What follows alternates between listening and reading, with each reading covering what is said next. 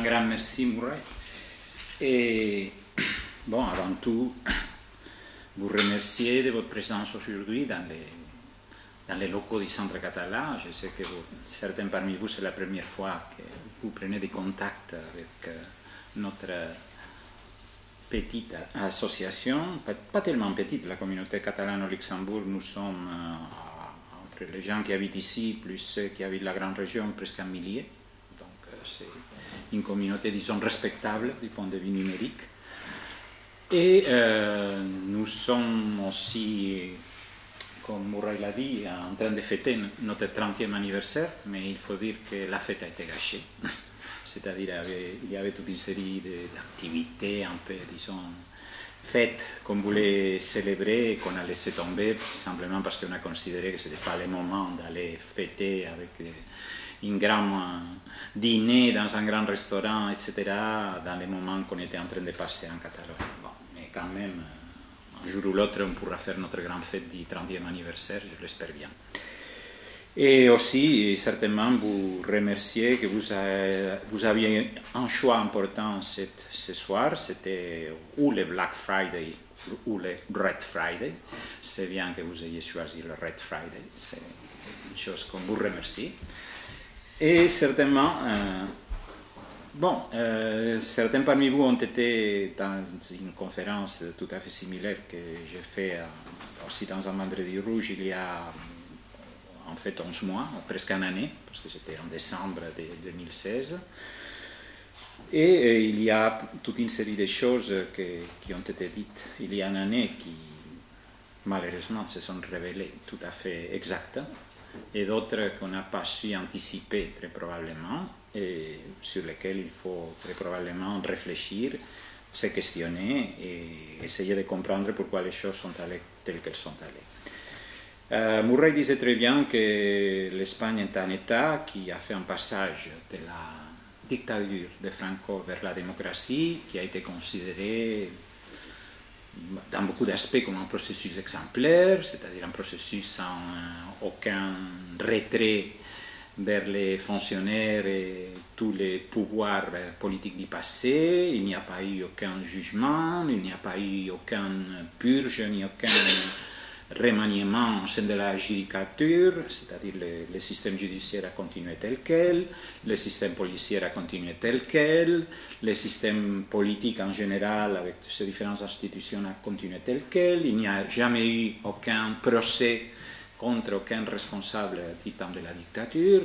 Les policiers tortionnaires ont continué dans leur poste, les juges tout à fait corrupts, tout à fait franquistes ont continué dans leur poste. Et ça, c'était la grande différence en effet avec le Portugal où tout ce remaniement a été fait. Donc, on s'est réjoui pendant beaucoup d'années, la transition, on l'appelle, a été exemplaire, magnifique, extraordinaire, pas de rien du tout.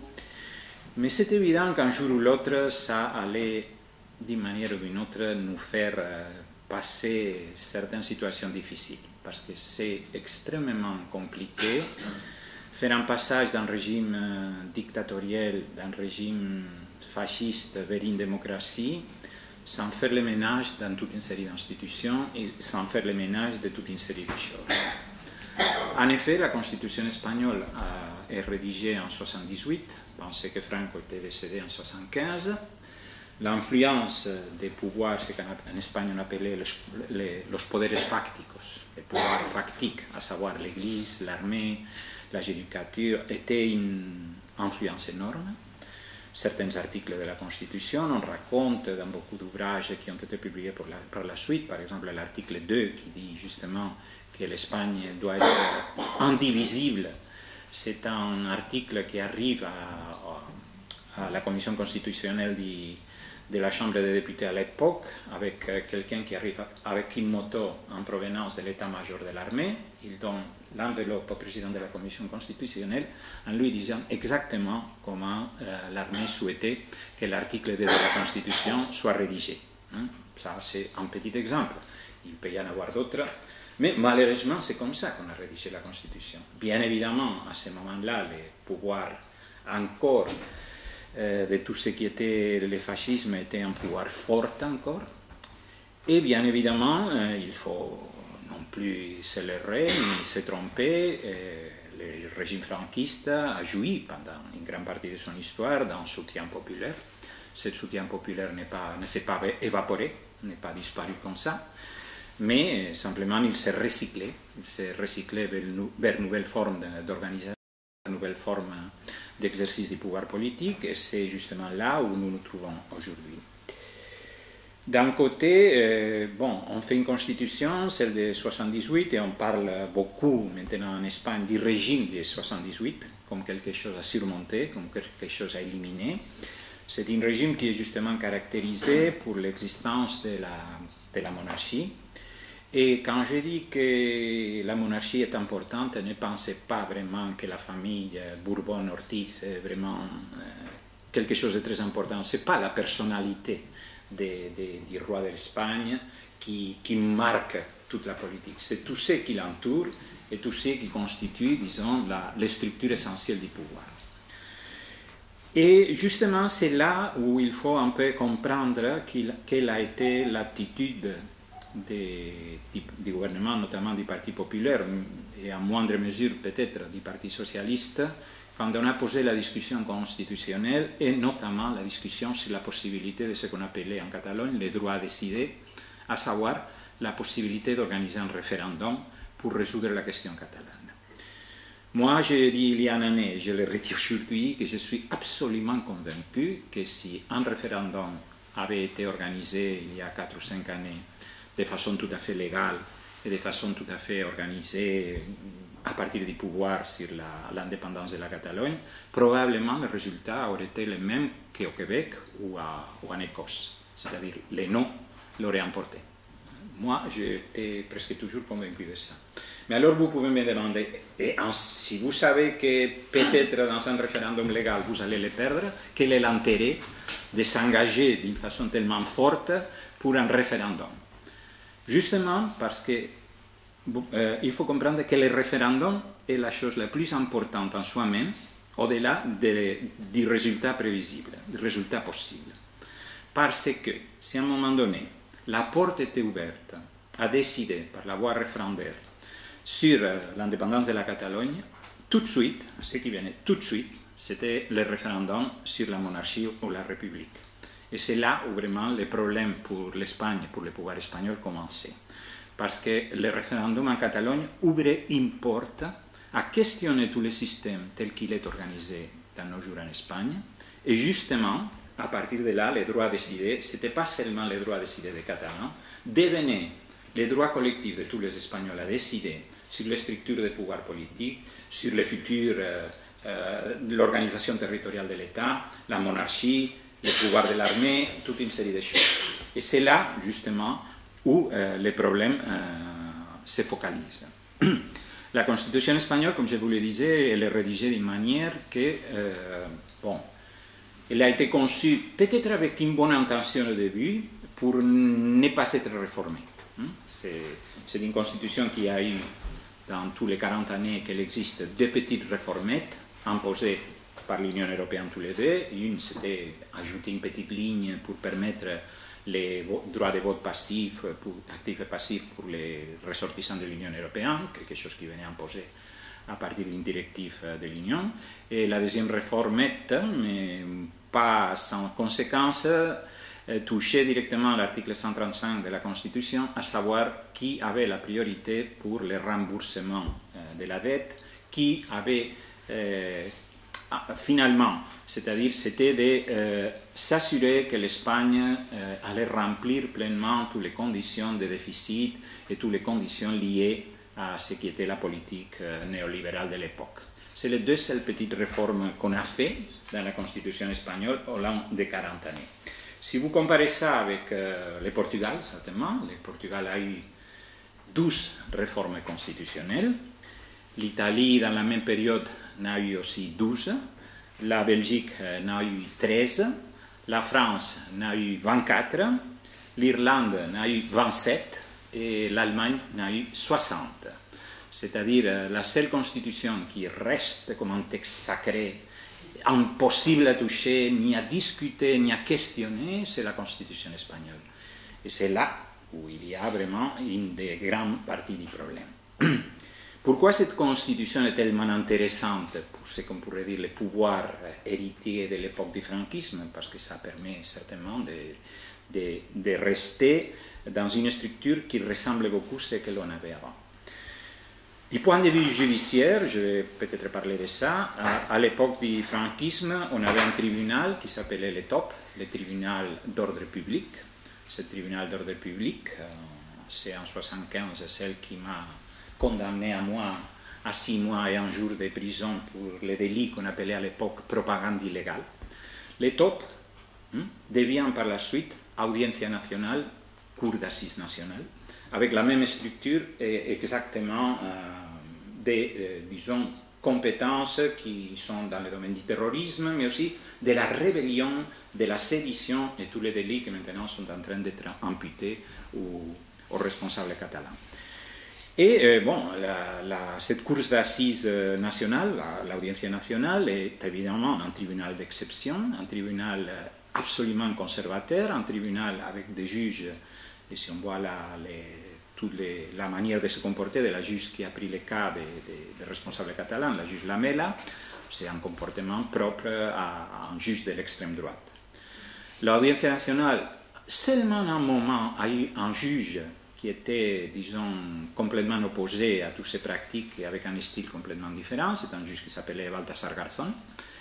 Et Baltasar Garzón, qui à un moment donné a même essayé de faire un processus au franquisme pour tout ce qui est justement les disparus du franquisme, parce qu'on pense beaucoup aux disparus en Argentine, au Chili, mais on oublie toujours qu'en Espagne, il y a énormément de personnes, malheureusement, qui restent encore dans les routes avec des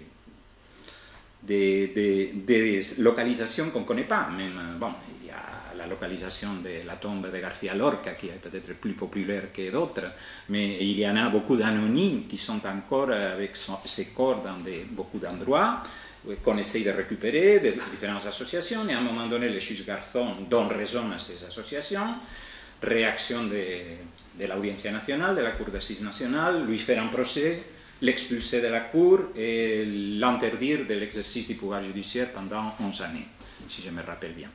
Ça vous donne un peu une idée de qu'est-ce que c'est cette Cour. Et ça produit la paradoxe, ou même la situation tellement ridicule que maintenant, les grands souhaits des responsables catalans qui sont en prison n'est pas d'être tout de suite jugés, mais qui sont capables de l'Audiencia nationale à la Cour suprême.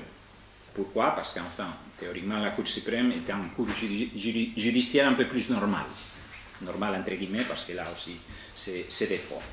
Mais ça pour vous expliquer comment la fonction judiciaire est un peu structurée en Espagne.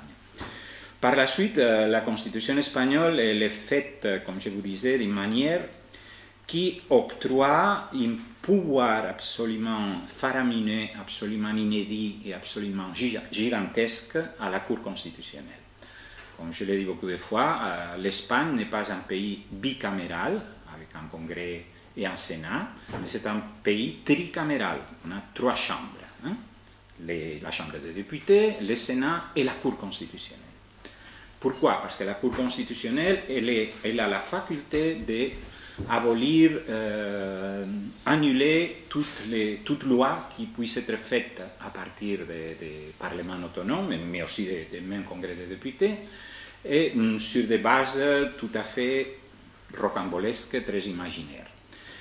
Parce qu'on peut légitimement se demander quand, par exemple, je vous mets un exemple, le Parlement de la Catalogne adopte une loi en interdisant le fracking, la pratique La Cour constitutionnelle annule la loi du fracking parce qu'elle est inconstitutionnelle. Alors, dites-moi quelle constitution dans le monde prévoit vraiment quelle est la constitutionnalité du fracking, parce que c'est vraiment quelque chose simplement débile, c'est complètement absurde. Mais pourquoi est-ce qu'on annule le fracking? Parce que, bien évidemment, ça ne convient pas à l'intérêt de certaines compagnies du monopole électrique, qui sont très proches du pouvoir et très proches de ce système, et bien évidemment, cette loi sur le fracking est annulée. Aussi, bon, pourquoi est-ce que la Cour constitutionnelle annule justement la loi du Parlement de la Catalogne sur la pauvreté énergétique, c'est-à-dire une loi qui était destinée à protéger les personnes en situation faible, qui n'avaient pas de revenus pour pouvoir payer l'électricité ou l'eau ou d'autres.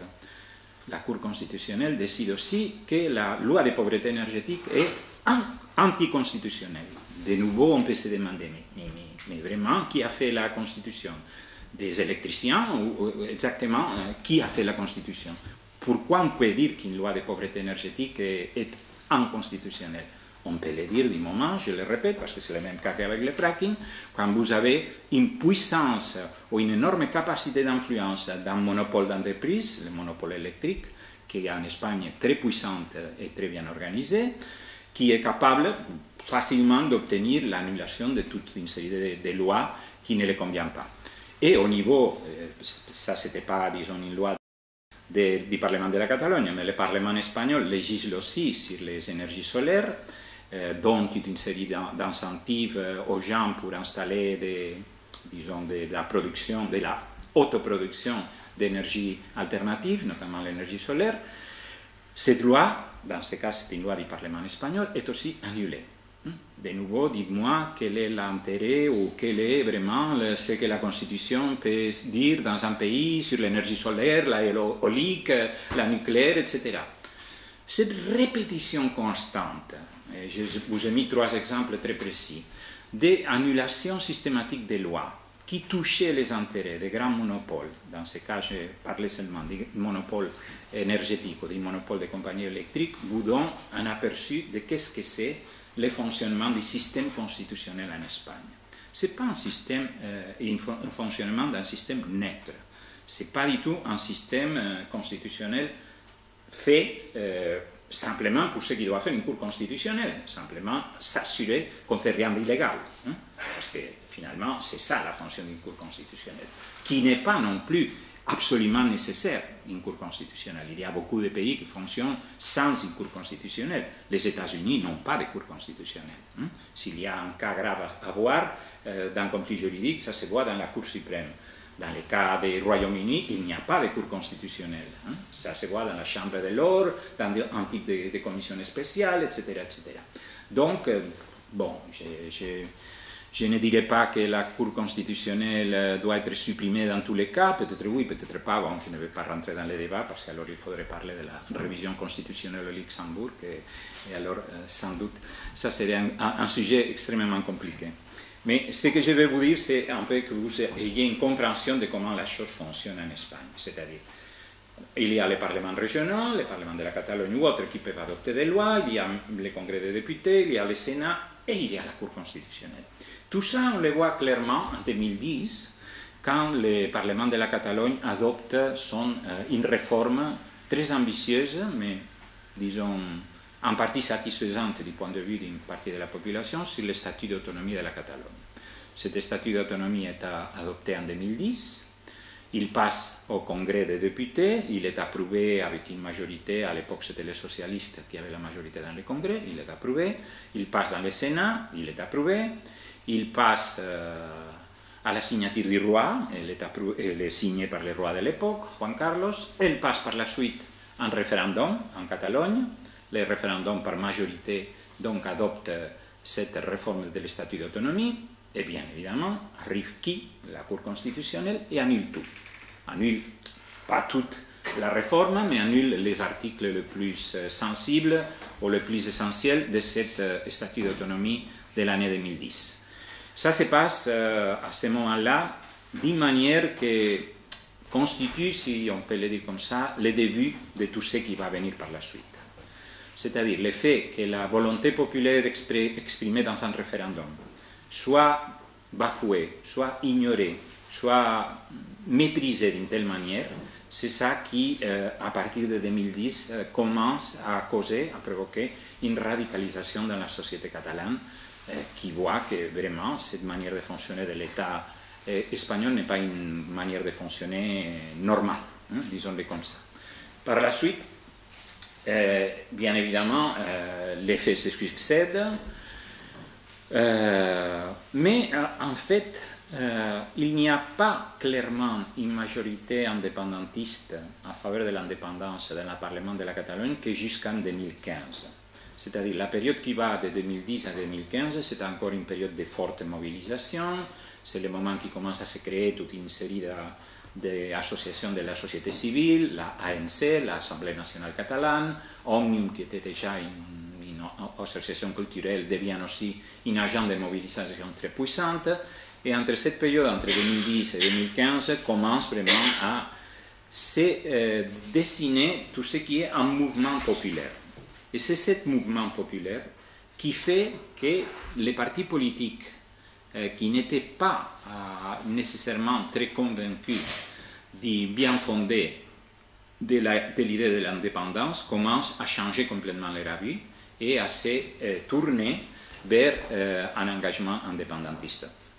Et ça, c'est une chose qui est assez transversale, parce que ça touche les partis qui à l'époque s'appelaient Convergence, qui était les partis frères de l'ADP, pour nous entendre, parti libéral, membre de l'internationale libérale, et avec une politique libérale et avec une application d'une politique basée sur les postulats essentiels de ce qu'on appellerait le néolibéralisme, mais malgré ça, cette partie fait un tournant vers l'indépendance.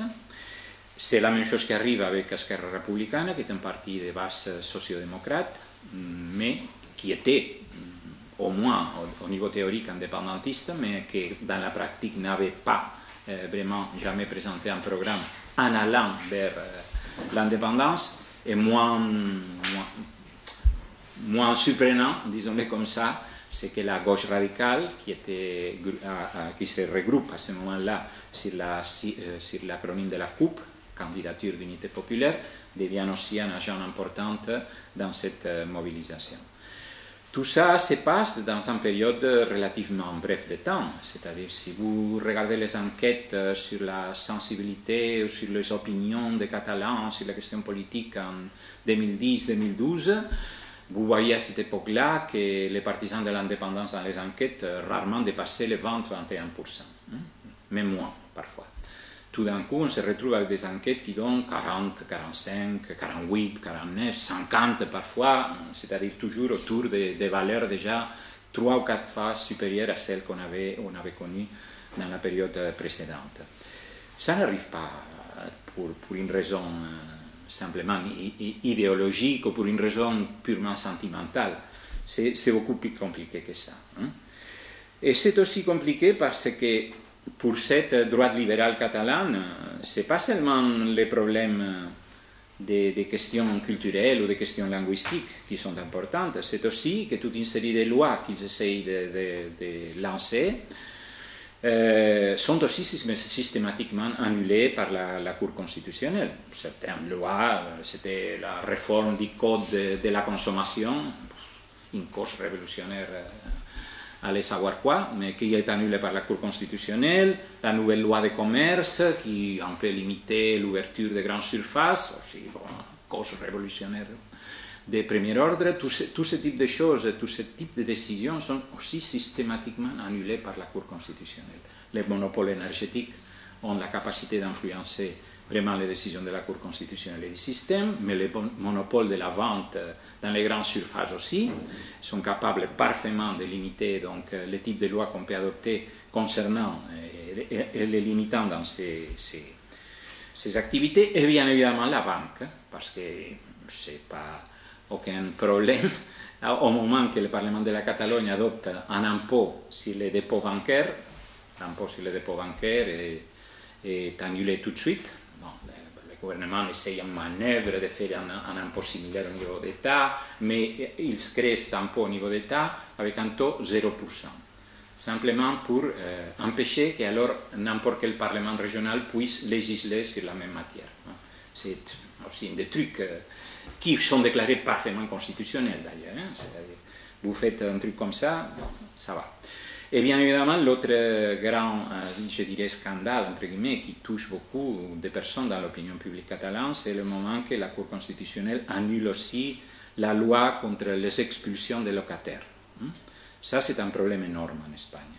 Et c'est aussi, si vous voulez, la grande plateforme à partir de laquelle, par exemple, Ada Colau, qui est maintenant la bourgmestre de Barcelone, a fait toute sa carrière politique. Elle était la leader de la plateforme qui luttait contre les expulsions des locataires.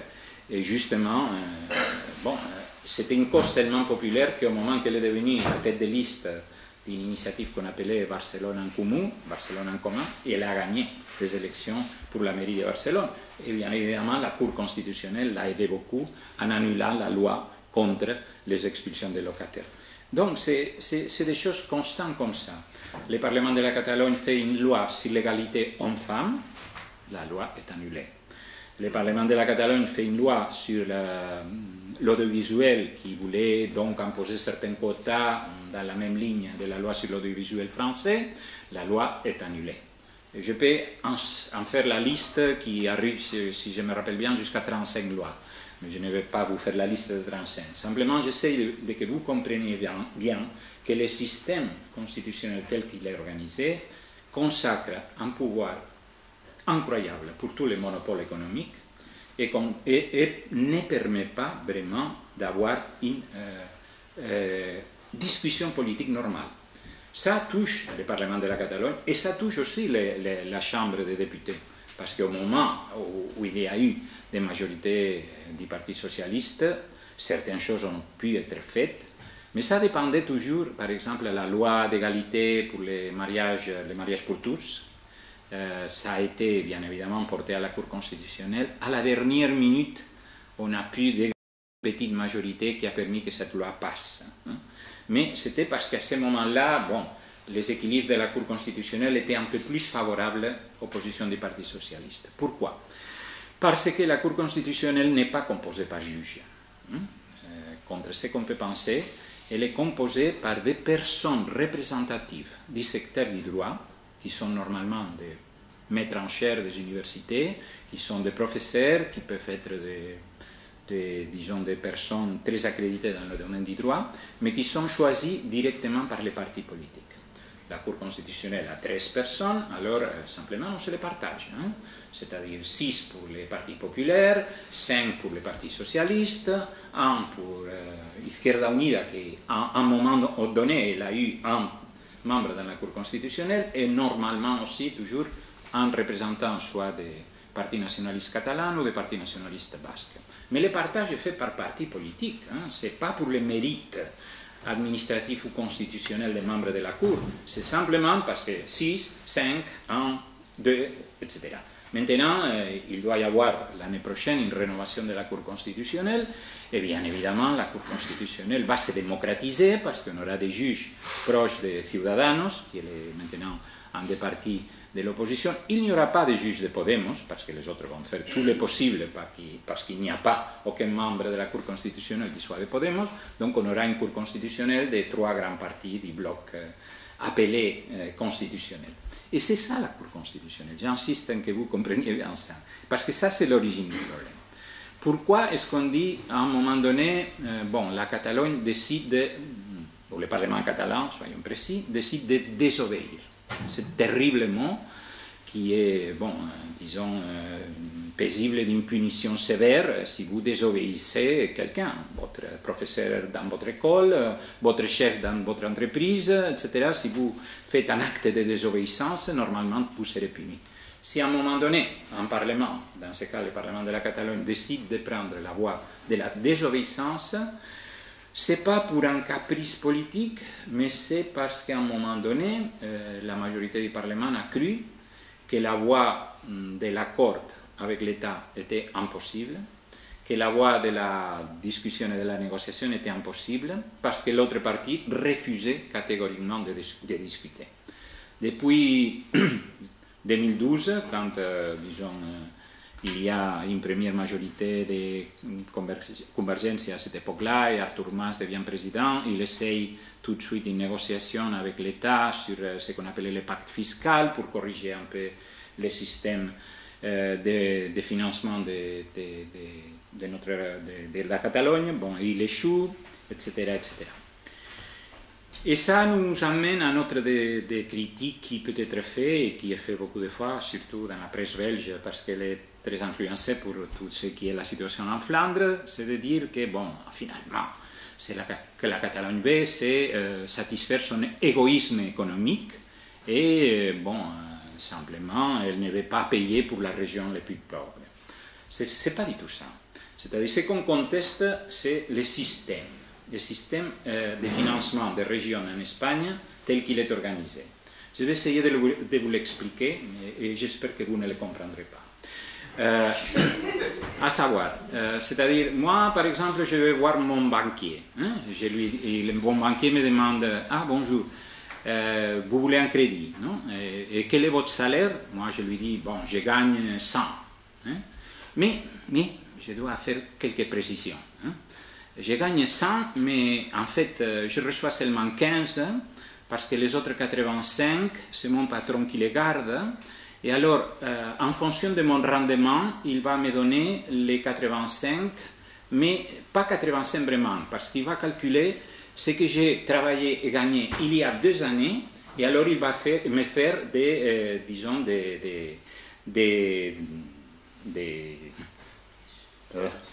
des échéances mensuelles sur ça.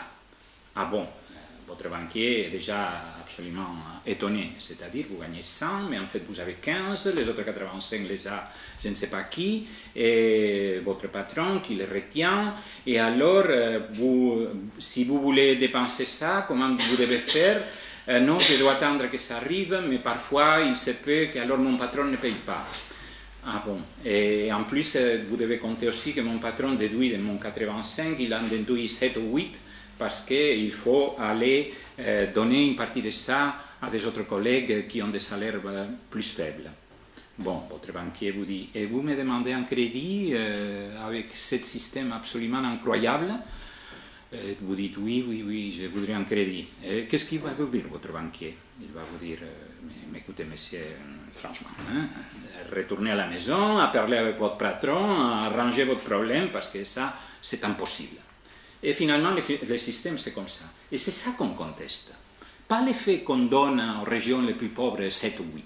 C'est ce système absolument stupide, absolument incroyable, qui se base à faire fonctionner toutes les régions en Espagne avec une moyenne arithmétique de ce qu'ils ont, la richesse et les paiements et tous les rendements fiscaux qu'ils ont obtenus les 2 années avant. Hein? C'est-à-dire en 2017, on paye en fonction de ce qui a été fait en 2015. Par exemple, si vous faites en 2017 une réforme fiscale dans la Catalogne et vous créez un nouveau impôt, imaginons, et la Cour constitutionnelle vous laisse le créer, ça n'aura aucun impact sur le calcul du système de financement qu'en 2019. Et alors, c'est cette connerie de système qu'on conteste vraiment en Catalogne. Ce n'est pas l'égoïsme économique de dire je ne vais pas payer pour les régions pauvres. Ce n'est pas du tout ça. C'est pas du tout ça. Ça peut-être qu'il y a un niveau de paiement qui peut être considéré parfois exagéré. Mais ce n'est pas le centre du problème. Pas du tout le centre du problème. C'est-à-dire la Catalogne, à la différence de la Flandre, n'a demandé jamais qu'on divise le système de la sécurité sociale, qu'on partage la trésorerie de la sécurité sociale, ce qui a été demandé, oui, par le gouvernement basque, mais jamais par le gouvernement catalan. Donc, toute cette histoire de l'égoïsme économique ou de la région qui ne veut pas payer pour les pauvres, etc., c'est un de ces mythes qu'on peut installer convenablement dans l'imaginarium d'une certaine partie de l'opinion publique européenne, mais qui n'a rien à voir, j'insiste, avec la réalité. Bon, donc, on arrive à un moment dans lequel, ça c'était en 2014, il y a une tentative la plus sérieuse de faire, le Parlement de la Catalogne adopte ce qu'on appelle la loi sur les consultations populaires non contraignantes, c'est-à-dire des consultations populaires qui ne pouvaient pas déterminer un futur politique. Cette loi, bien évidemment, elle est annulée par la Cour constitutionnelle, mais quand même, le Parlement de la Catalogne et le gouvernement décident en 2014 de faire ce qu'ils ont appelé à l'époque un processus participatif. C'est-à-dire c'était un référendum ou une consultation sans le dire. Et ça s'est passé normalement. En 2014, donc 2 300 000 personnes sont allées voter, sans aucun inconvénient et sans aucune réaction de la part du pouvoir à Madrid, sauf ignorer le résultat, que c'est exactement ce qu'il faut faire si tu n'es pas d'accord avec un acte de désobéissance, entre guillemets, qui est en train d'être fait. En 2014, c'était ça. En 2017, la décision du Parlement de la Catalogne, c'est d'adopter une loi sur le référendum, d'essayer une nouvelle fois de faire, disons, une négociation avec Madrid, à répétition. Ça donne comme résultat le même résultat de toujours, c'est-à-dire 0. Et finalement, donc, le gouvernement décide de convoquer ce référendum le 1er octobre. Bon, je crois que là, le gouvernement catalan a été assez naïf, simplement parce qu'ils ont considéré que la réaction du gouvernement de Madrid était, ou allait être la même qu'en 2014, ou même il y avait qui pensaient que ça serait une réaction tout à fait démocratique, de ne pas accepter les résultats, mais quand même ne pas questionner, disons, le fait de faire le référendum. Mais évidemment, les choses en Espagne, notamment au niveau du pouvoir à Madrid, s'étaient fortement radicalisées. Et ça a conduit finalement à que, disons, avec une certaine surprise, il faut le dire, pour beaucoup, mais pas peut-être pour d'autres, le référendum du 1er octobre se passe dans les conditions que vous connaissez parfaitement. C'est-à-dire à 9h30 du matin, moi j'étais dans un collège électoral parce que j'étais avec ma fille, moi j'avais voté avec un système qu'on avait pour les ressortissants qui habitaient à l'extérieur de la Catalogne, donc j'avais déjà voté, mais je suis allé avec ma fille pour aller l'accompagner voter. Ce qui se passe cet 1er octobre à partir de 9h30, c'est absolument étonnant, parce que moi j'étais dans le collège qui a suivi justement les premières attaques de la part de la police espagnole, et c'est les mêmes choses que j'avais vues à l'époque du franquisme, corrigées et augmentées, pour la simple raison que la technologie et les armes qui étaient à la disposition de la police espagnole étaient beaucoup plus supérieures à celles qu'on avait, disons, dans les années 70 au début des années 80. Là, bon, les conditions sont incroyables. Moi, je me rappelle bien qu'on commence à partir de 9h30, quand les gens essayaient de rentrer dans les collèges, la police commence à ouvrir le feu. Ils commencent à ouvrir le feu avec des boules en caoutchouc. Et la deuxième chose très utile, c'est ce type de balle que vous voyez ici. Je ne l'ai pas acheté au Cactus, simplement je l'ai ramassé du sol au moment que j'étais là. Et ça, quand elle est lancée à 200 km/h, je peux vous assurer que ça fait beaucoup de mal. Beaucoup de mal. Alors, bon, pour moi, ça a été une surprise comme pour beaucoup de monde, même si j'avais déjà l'expérience des années passées. Mais ça ne serait pas pour moi la seule chose grave. C'est-à-dire, ce qui est grave aussi, c'est-à-dire, ça commence à 9h30, vers 13h, toutes les actions de la police dans les différents collèges électoraux s'arrêtent pour la simple raison que je suppose que quelqu'un appelle le ministre des Affaires étrangères et lui dit « Mais tu es fou, tu ne te rends pas compte de ce qui est en train de se passer dans toutes les télévisions du monde ?» Parce que c'était vraiment les images qui ont commencé déjà à sortir à partir de 10h. Moi, je me rappelle que là où j'étais, il y avait une équipe de Sky Channel, ils sont restés avec la caméra quand tout le monde commençait à partir, ils sont restés parfaitement en place en train de filmer. Il y avait une équipe aussi de la télévision flamande, parfaitement en place. Ils avaient probablement des expériences préalables dans la guerre d'Irak ou je ne sais pas où, parce qu'ils ont eu un comportement vraiment exemplaire du point de vue de ce que doit faire une journaliste dans des situations comme ça. Mais bon, c'est ça qui arrive le 1er octobre. À partir de là, comme vous le savez, ça constitue un choc énorme pour toute la population catalane, ce qui nous conduit le 3 octobre, 2 jours plus tard, à une grève générale et à une manifestation énorme dans la ville de Barcelone, dans laquelle y participent pas seulement les indépendantistes, mais énormément, milliers de personnes qui n'étaient pas du tout indépendantistes, mais qui étaient absolument opposées et absolument, disons, scandalisées pour ce qui venait de se passer les jours du 1er octobre. Mais là, il commence à se passer aussi quelque chose qui constitue une tournure pour moi importante des événements. C'est-à-dire, le 3 octobre, c'est une grève générale très suivie et très importante. Et c'est aussi le moment dans lequel une partie de la bourgeoisie catalane, je dirais, comprend que le mouvement n'est pas un mouvement simplement culturel, politique, mais qu'il peut vraiment aller beaucoup plus loin.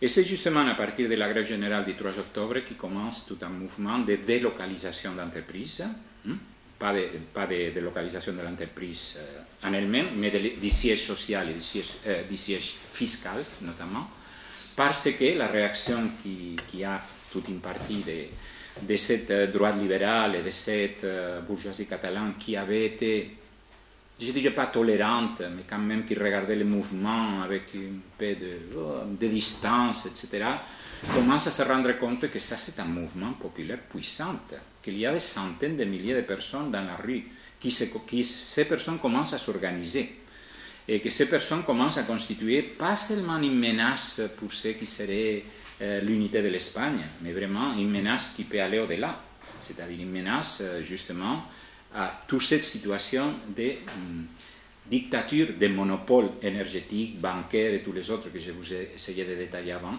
et que la chose était beaucoup plus grave. Bien évidemment, je fais une lecture de gauche sur cette situation. Il peut y avoir quelqu'un qui vous fera une lecture de droite et vous dira non, ça c'est pas le cas, c'est pas vrai. Les entreprises avaient prévu beaucoup avant du 3 octobre de commencer à partir. Sans doute, elles avaient ces plans parfaitement dessinés. Mais ils ont commencé à les mettre en pratique seulement après la grève générale. Et ça, c'est pour moi un élément qu'il faut retenir. Bon, par la suite, il devait y avoir le 10 octobre, si je ne me trompe pas, parce que les dates, il s'est passé des choses tous les jours, parfois on peut se tromper des dates. Mais je crois que c'était le 10 octobre qu'alors le Parlement de la Catalogne devait se réunir pour faire ou ne pas faire une déclaration d'indépendance. Comme vous savez, le président Puigdemont fait une déclaration d'indépendance qui dure exactement, si ma mémoire est bonne, 48 secondes.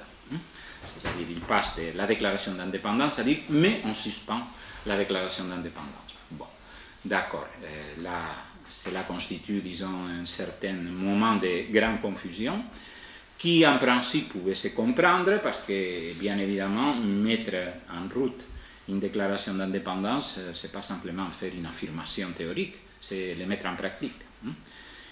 Et c'est là où on commence à se rendre compte qu'il y a eu beaucoup de choses de la part du gouvernement catalan qui ont été exagérées, mal expliquées, même probablement on a trompé une partie de l'opinion publique en faisant croire qu'il y avait vraiment des structures d'État qui étaient parfaitement préparées, qu'il y avait un grand plan international de reconnaissance de la nouvelle Catalogne indépendante et toute une série de choses qui, vraiment, je regrette de le dire parce que je n'aime pas dire ça, mais qui par la suite ont montré assez clairement qu'il y avait eu un énorme degré de naïveté et un énorme degré d'exagération dans certains propos de la part du gouvernement catalan. Bon, ça c'est la critique qu'il faut faire parce que je ne vais pas simplement me limiter à critiquer le gouvernement espagnol pour son comportement antidémocratique, mais je vais certainement aussi critiquer certaines attitudes du gouvernement catalan parce que sa naïveté a mis en péril à beaucoup de personnes qui se sont mobilisées d'une façon massive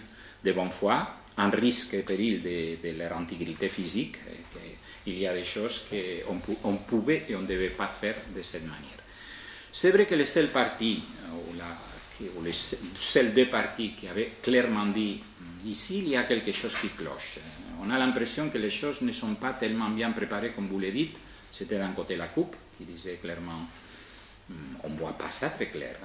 Et de l'autre côté aussi les Podemos, en Catalunya sí que es pot, mais bon, Podemos pour synthétiser, qui disait aussi mais nous ne voyons pas très clairement que ces choses soient si bien préparées que vous le dites. Parce qu'une révolution, ce n'était pas une révolution, mais une mobilisation populaire ne se fait pas dans l'improvisation, elle a besoin d'être préparée. Mais c'est vrai aussi qu'à la vue des millions de personnes dans la rue qui essayaient de voter, qui avaient une confrontation avec les forces de l'ordre, etc., après j'ai lu des choses dans des médias du Pérou, du Guatemala, d'El Salvador, où on parlait vraiment de la révolution catalane, et franchement, si vous lisiez ça sans être dans le continent européen, vous pensiez vraiment qu'on était en train de prendre le pouvoir et de constituer le soviet suprême, pratiquement. Mais ce n'était pas du tout le cas. Ce qui alors arrive, c'est que la mobilisation populaire reste, elle commence à créer des instruments nouveaux, ce qu'on appelle les CDR, les comités de défense de la République, qui commencent à naître maintenant partout, dans tous les différents quartiers, villages, etc. Évidemment, la grande critique qui fait la droite, CDR. Vous avez appelé ça comme en Cuba, hein? C'est-à-dire comme les comités de défense de la Révolution. Non. La coïncidence des acronymes est en fait, mais je ne sais pas si dans l'imagination de celles qui l'ont créé, c'était voulu ou pas. Mais tout ça crée certainement tout un mouvement populaire puissant qui commence vraiment à essayer de faire impression sur le gouvernement afin que le gouvernement catalan, afin qu'il dise vraiment qu'est-ce qu'il a la capacité de faire et jusqu'où il peut aller et qu'est-ce qu'ils ont vraiment préparé. Ce qu'on découvre à partir du 27 octobre, c'est le 27 octobre, le Parlement fait une déclaration d'indépendance qui ne dure pas 48 secondes, mais qui reste. Et par la suite, le 28 octobre, tout le gouvernement catalan part en week-end. Avec l'étonnement absolument, vous pouvez imaginer, de toute la population et de toutes les personnes mobilisées qui se demandent mais le gouvernement est allé en week-end pour fêter le Halloween après avoir déclaré l'indépendance. Bon, les choses malheureusement se sont passées comme ça. Alors le 27 octobre se produit cette situation inédite, c'est-à-dire la Catalogne a déclaré leur indépendance, tous les médias du monde, la une dans tous les journaux, dans tous les télés, vous avez suivi ça, mais en réalité le gouvernement catalan était en week-end. Ça c'est la triste réalité. Ce qui se passe par la suite, c'est, on le découvre maintenant, que le gouvernement affirme qu'à ce moment-là, ils avaient reçu des menaces qu'ils ont dû considérer suffisamment crédibles pour ne pas risquer la population d'aller vers un affrontement qui aurait pu causer des morts, des blessés et du sang. Tout ça a été connu dans les derniers jours à partir de différentes déclarations.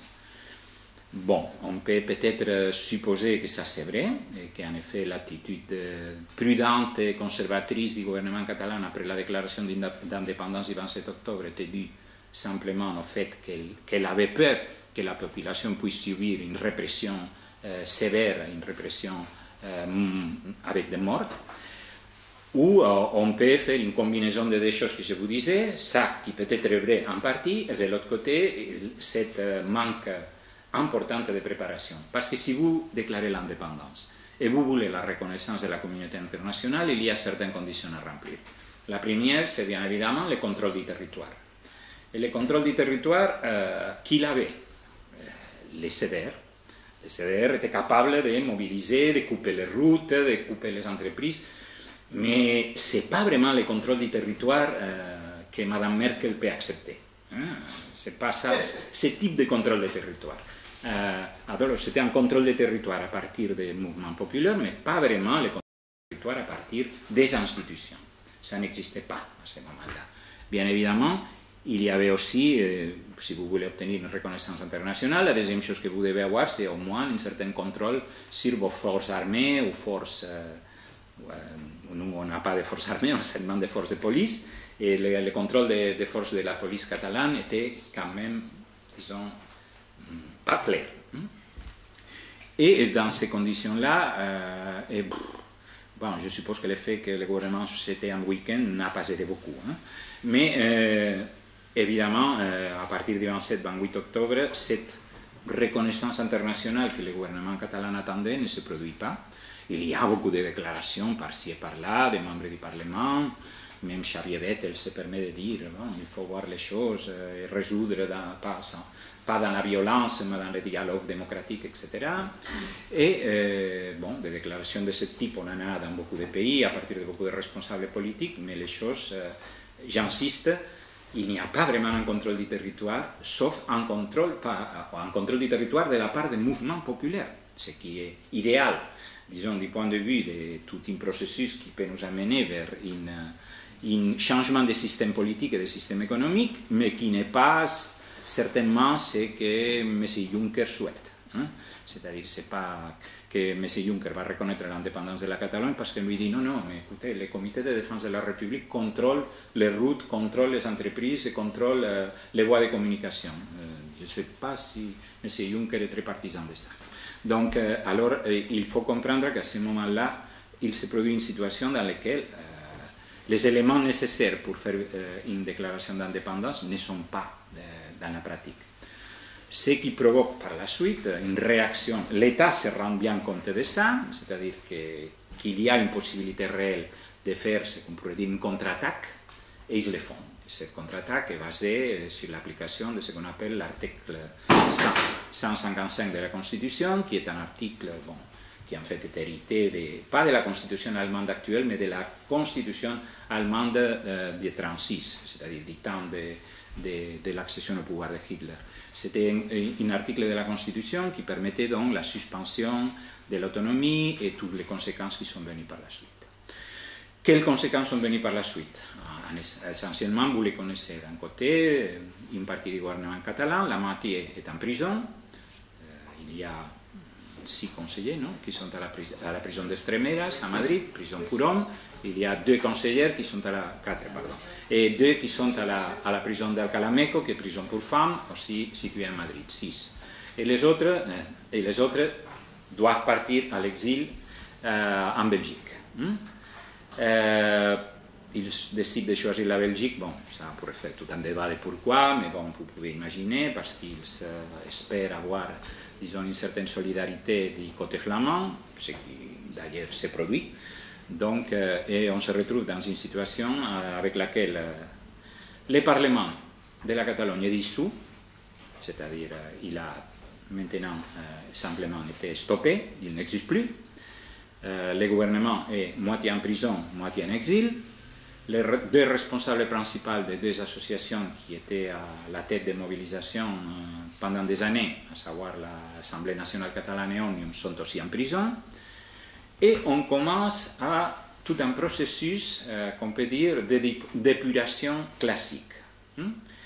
Il y a 2 ou 3 jours, la presse publiait que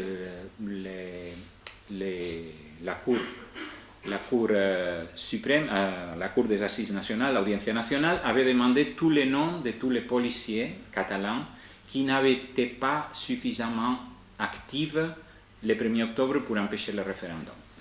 Et donc, une liste de 3286 noms a été envoyée. Ça vous rappelle quelque chose probablement. Ça vous rappelle Erdogan, ça vous rappelle la Turquie, ça vous rappelle la purge dans les forces armées de la Turquie. Et écoutez, je suppose que quand il y a eu le coup d'État en Turquie, probablement aucune des personnes que nous sommes ici était favorable aux putschistes, c'est-à-dire aux gens de l'armée qui ont essayé de faire ce coup d'État. Mais que vous ne soyez pas favorable à celles qui en Turquie ont essayé de faire un coup d'État ne veut pas dire que vous n'avez pas par la suite défendre toutes les personnes, militaires, juges, professeurs, etc., qui ont été purgées, emprisonnées ou expulsées de son travail en Turquie. C'est exactement la même chose. Vous n'êtes pas nécessairement obligé à être favorable à l'indépendance de la Catalogne pour comprendre que maintenant, ce qu'on essaye de faire, c'est une purge dans le pur sens Erdogan.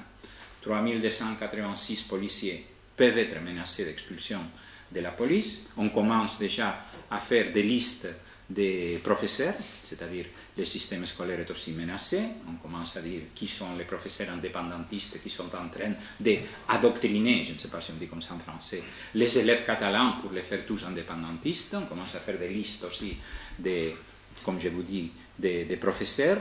Je suppose qu'un jour ou l'autre, on commencera à faire aussi des listes des infirmières, des médecins, etc. Et on commence aussi à parler, donc, de suspendre, on a parlé à un moment donné, de suspendre les fonctions de certaines maires, bourgmestres de villes, parce qu'au moins 700 bourgmestres s'étaient manifestés comme absolument favorables à la déclaration d'indépendance. La Catalogne a 940 communes, si ma mémoire est bonne, 700 s'étaient manifestés pour. Bon, ça c'est la situation actuelle. Alors, évidemment, pour essayer de limiter la casse et pour essayer de trouver un terrain d'entente, ce que le gouvernement espagnol a suggéré à un moment donné, au gouvernement catalan, quand il était encore en fonction, c'était de convoquer des élections. Le président de la Catalogne, Puigdemont, a en principe accepté à condition qu'il y a une libération de deux responsables des associations qui à ce moment-là étaient arrêtés et qu'on a garanti qu'on n'appliquerait pas l'article 155. Le gouvernement espagnol refuse, alors Puigdemont décide de ne pas convoquer les élections, et les élections sont convoquées directement pour le gouvernement espagnol pour le 21 décembre, quelques jours plus tard. Et ça, c'est un peu un résumé rapide, parce que résumer tout ce qui s'est passé en Catalogne les derniers mois, croyez-moi, préciserait des heures.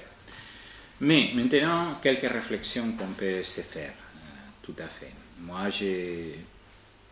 la première, est-ce que la seule, unique solution, c'est vraiment l'indépendance? Il n'y en a pas d'autre? Il n'y a pas des espaces pour un dialogue ou pour une concertation ou pour voir s'il y a des autres voies?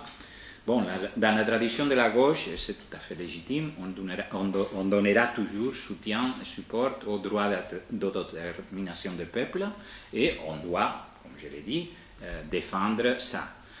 C'est-à-dire, on peut se questionner parfois si une cause est légitime. Moi, je l'avoue, j'ai eu toujours certains doutes sur la faisabilité d'un État du Sahara indépendant, parce que je vois ça un peu compliqué, avec une population très réduite, un territoire énorme. Mais ça ne veut pas dire que si j'ai des doutes sur la viabilité d'un État au Sahara, je ne vais pas défendre son droit à exercer l'autodétermination et décider par eux-mêmes ce qu'ils doivent faire. Et ici, c'est exactement la même chose. Mais alors, évidemment, une partie de la gauche, notamment Podemos, Izquierda Unida, et à certains moments la CUP, parce que Anna Gabriel l'a dit exactement ici, dans ce même siège où je suis, c'est-à-dire la perspective de la République confédérale n'est pas à exclure. Mais la République confédérale, pour être vraiment une bonne solution, qu'elle pourrait l'être, a besoin au préalable que les partis qui décident de se confédérer soient souverains. C'est-à-dire, si simplement c'est un élargissement des compétences actuelles, ça s'est rentré dans une espèce de discussion sur le fédéralisme qui, bon, le fédéralisme à l'espagnol a été un échec. C'est un échec. Ça ne marche pas, parce que maintenant on commence à questionner aussi le système de financement du Pays Basque, parce qu'on dit qu'il est totalement insolidaire, totalement exagéré. Ça, c'est ces derniers jours, les collègues catalans qui sont ici le savent très bien. Et c'est-à-dire c'est un système, le système fédéraliste espagnol, appelé fédéraliste, qui ne marche pas. Alors probablement il faut chercher une autre chose. La République confédérale pourrait être une bonne solution? Très probablement oui, mais pour ça il faut d'abord que les différents acteurs qui vont se confédérer ont la capacité d'être souverains, primo. Et ça, c'est la grande critique, par exemple, autocritique, entre guillemets, que par exemple la CUP a fait dans son document de campagne. Et la CUP dit clairement, peut-être une erreur que nous on a commis, c'était de ne pas avoir exploré suffisamment l'alliance et la coopération avec le mouvement, disons, de la gauche indépendantiste dans des régions comme l'Andalousie, comme Castilla, comme les îles Canaries, etc. On aurait dû avoir un espace de coopération beaucoup plus large et beaucoup plus étroit avec le reste de la gauche dans l'État espagnol, parce que, si on veut vraiment aller plus loin, il fallait créer des complicités et surtout faire comprendre à une grande partie de l'opinion publique espagnole que casser le régime de 78, casser tout ce système d'hégémonie des monopoles économiques, des monopoles électriques, des monopoles bancaires, etc., c'est un bénéfice de tout le monde en Espagne. Ce n'est pas seulement un bénéfice des Catalans, c'est un bénéfice pour tout le monde.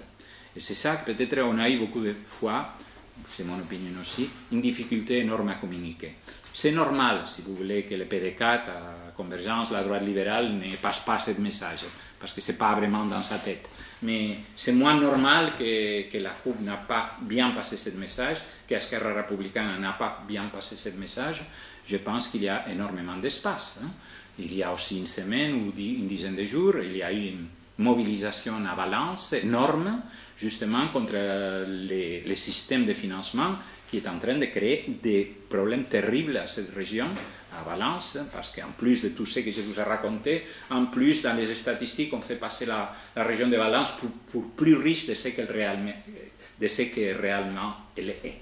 Et ça veut dire qu'il y a toute une série de problèmes qui sont par-ci et par-là, qui probablement permettraient une action beaucoup plus énergique et unifiée au niveau des différentes nationalités de l'État espagnol pour vraiment casser ce régime du 78.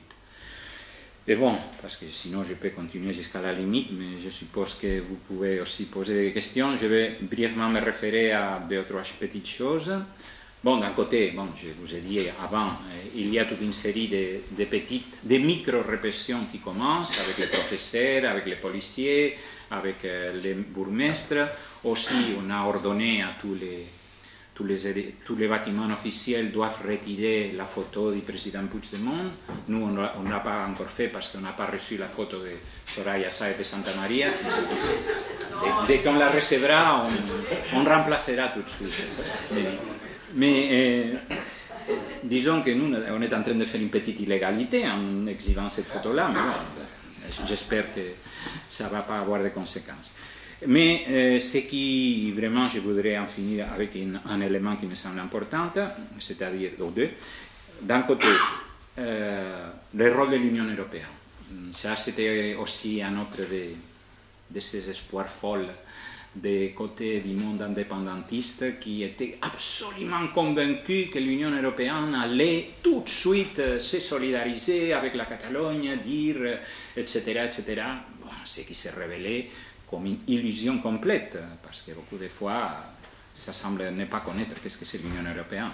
Je ne dis pas, M. Juncker en particulier, ce qui est la structure de l'Union européenne. Si je vous dis que la structure de l'État espagnol est une structure au service de certains monopoles, bon, disons que la structure de l'Union européenne est aussi une structure au service de certains autres monopoles et certaines autres politiques. Donc, alors, il ne fallait pas s'étonner, vraiment, que cette illusion enfantine, absolument, disons, naïve sur ce que l'Union européenne allait faire, je crois qu'elle a fait beaucoup de mal, parce que vraiment, beaucoup de gens continuent à être sûrs en Catalogne, que l'Union européenne doit faire quelque chose et va faire quelque chose.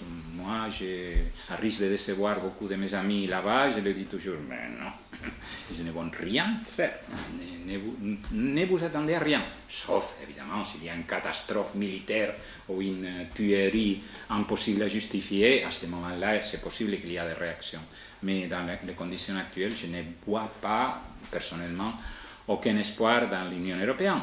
Mais ça continue. Vous savez que le 7 décembre, il y aura une grande manifestation à Bruxelles, convoquée en Catalogne. Il y a, d'après les estimations, presque 50 000 personnes qui vont se déplacer de la Catalogne à Bruxelles, ce qui va être une manifestation plus importante que les manifestations bruxelloises elles-mêmes, parce que c'est rare qu'une manifestation, par exemple, des centrales syndicales bruxelloises arrive à réunir un tel nombre de personnes. Mais bon, le leitmotiv de cette manifestation, c'est Europe Wake Up.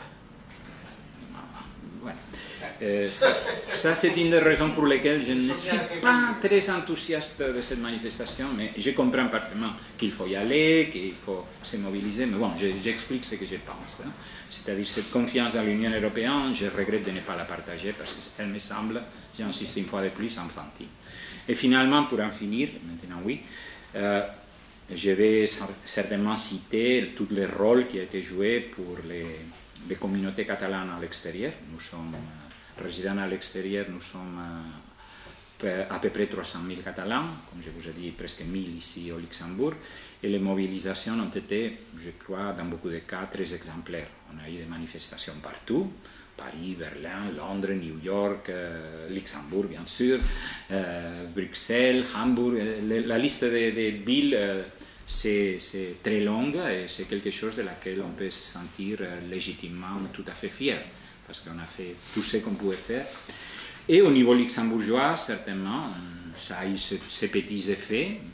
Je suis particulièrement content, je l'ai dit, de la déclaration de l'OGBL depuis le 1er octobre, parce qu'il n'y a pas eu beaucoup de centrales syndicales en Europe qui se sont manifestées explicitement contre la violence policière et en faveur d'un arrangement démocratique, de même que certainement je ne peux pas qu'être extrêmement content des LENC, et extrêmement peut-être frustré pour les attitudes d'autres partis qui disent oui, vous avez raison, mais on ne va rien dire en public.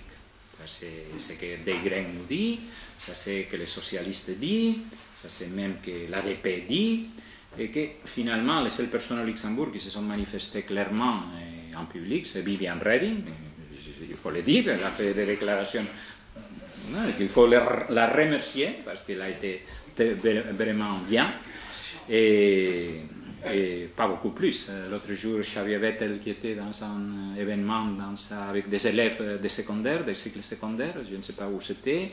La troisième question qu'on lui a mis, il était avec 600 ou 700 élèves, la troisième question c'était laquelle? Qu'est-ce que vous pensez sur la question de la Catalogne?